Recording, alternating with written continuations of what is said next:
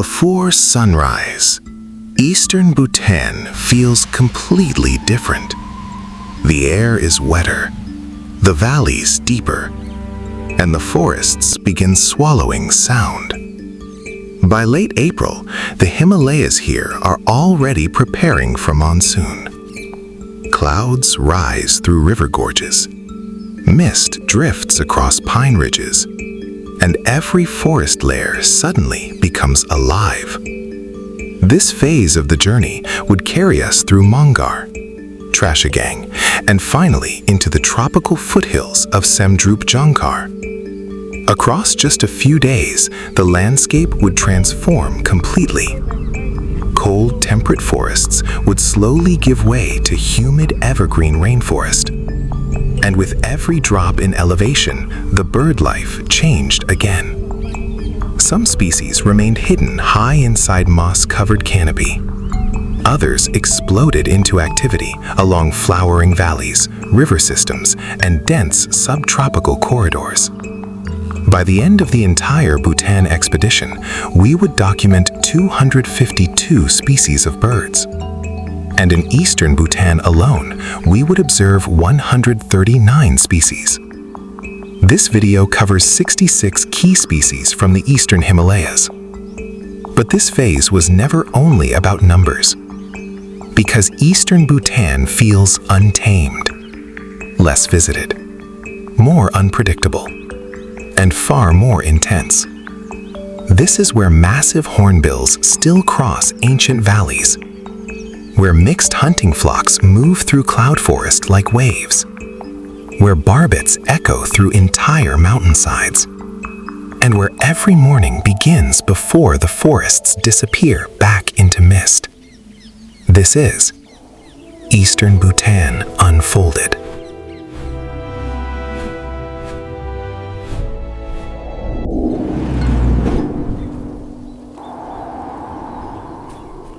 Only days earlier, the expedition had already crossed western Bhutan's river valleys, high passes, temperate forests, and glacial Himalayan landscapes.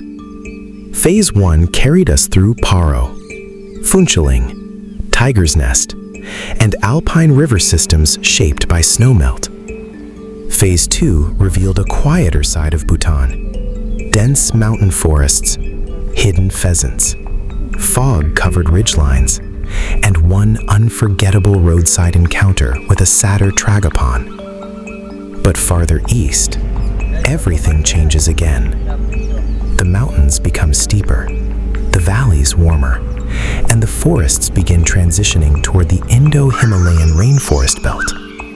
Bird activity increases dramatically, calls become constant, canopy movement never stops, and every sunrise becomes a race against cloud and rain.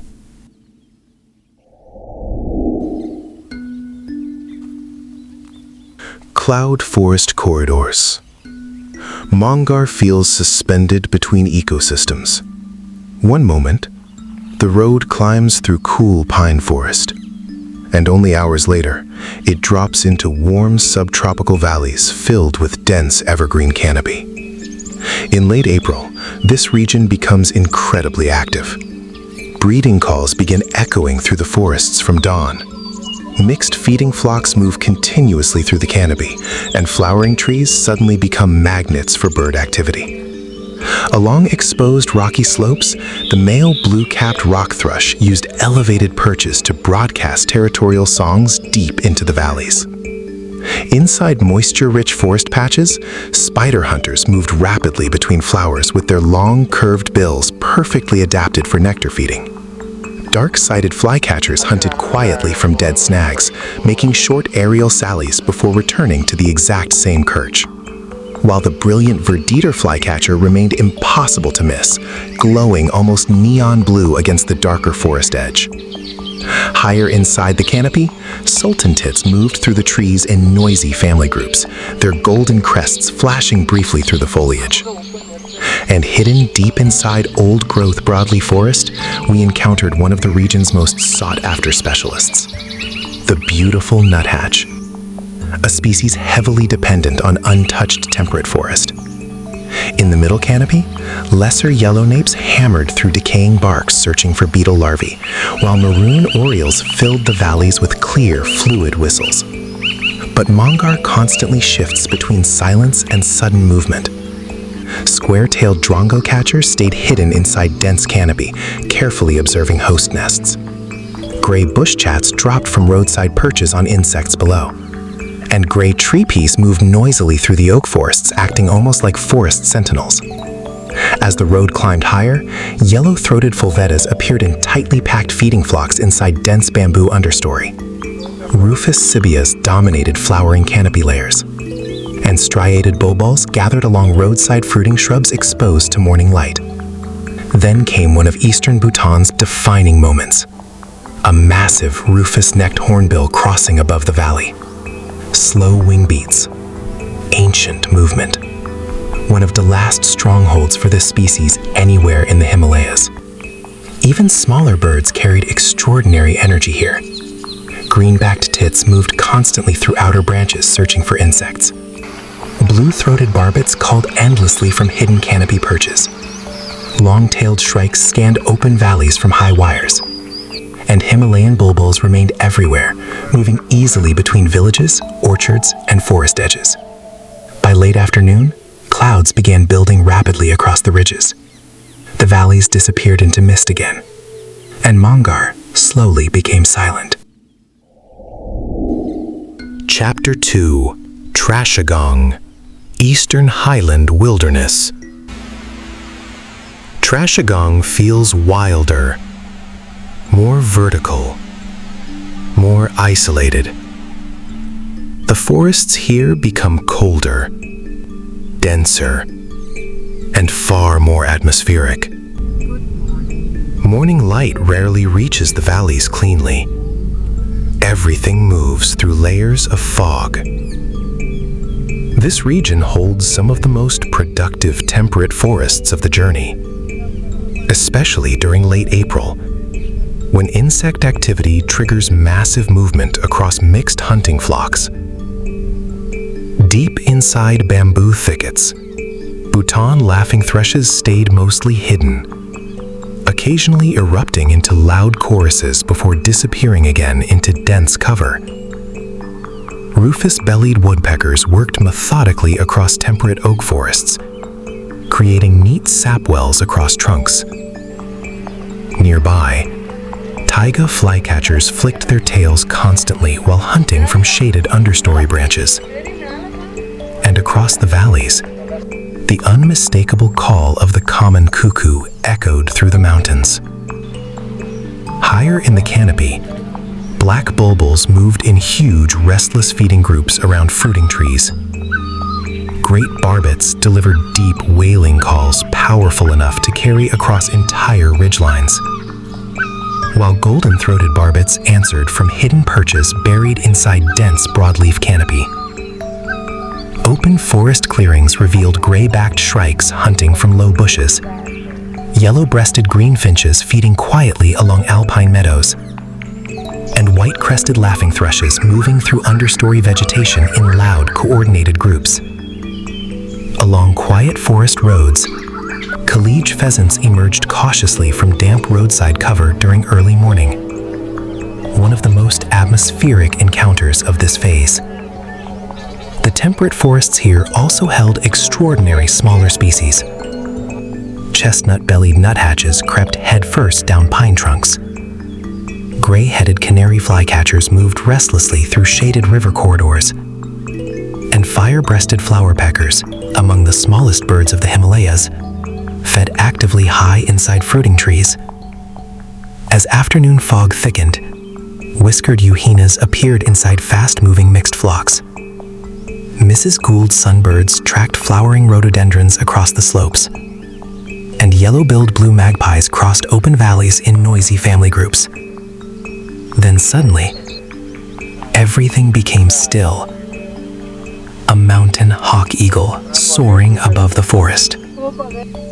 Broad wings, heavy crest, completely silent over the valley below. By evening, the ridgelines disappeared entirely into cloud, and the forests of Trashigang became almost invisible.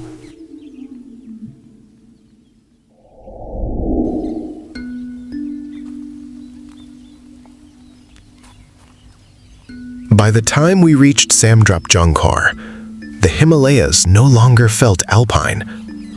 The air had become warm, heavy, almost tropical. Dense evergreen forests now covered the lower valleys. Rain clouds built rapidly every afternoon, and bird activity shifted entirely toward the early morning hours. This region felt biologically explosive. The forests never stayed quiet for long. Mixed flocks moved constantly through bamboo, riverbeds, and dense canopy corridors. Chestnut-tailed minlas traveled together through temperate oak forests. Male scarlet minivets drifted through the canopy like moving flames, while the females followed nearby, carefully searching leaves for hidden caterpillars. Himalayan blacklord tits moved energetically through moss-covered branches. Red-billed Laothrixes remained low inside dense undergrowth and bamboo, and Indian spotted creepers spiraled quietly upward along rough pine trunks. Near flowering and fruiting trees, chestnut-tailed starlings gathered in active social flocks. But one species immediately transformed the forest atmosphere: the long-tailed broadbill. Bright green body, yellow face, long blue tail, moving silently through humid ravines above quiet streams. Deeper inside the tropical canopy, male Asian fairy bluebirds fed heavily on wild figs, almost glowing electric blue against the dark rainforest interior. And nearby, greater racket-tailed drongos controlled entire mixed flocks with constant mimicry. Every direction carried movement. Pinstriped tit babblers worked through dense vine tangles, crimson sunbirds fed rapidly around flowering vegetation, and blue-bearded bee-eaters launched long aerial sallies from shaded perches to catch hornets and bees. Even the rivers felt alive. Striated herons hunted quietly along rocky stream edges, crested kingfishers patrolled fast whitewater rivers from exposed boulders, and hidden inside forest corridors, rufous woodpeckers continued one of the strangest nesting relationships in the Himalayas, building cavities directly into active ant colonies. And with that, Eastern Bhutan slowly began fading behind us. Rain moved across the valleys. Clouds swallowed the ridgelines, and the forests disappeared once again into mist.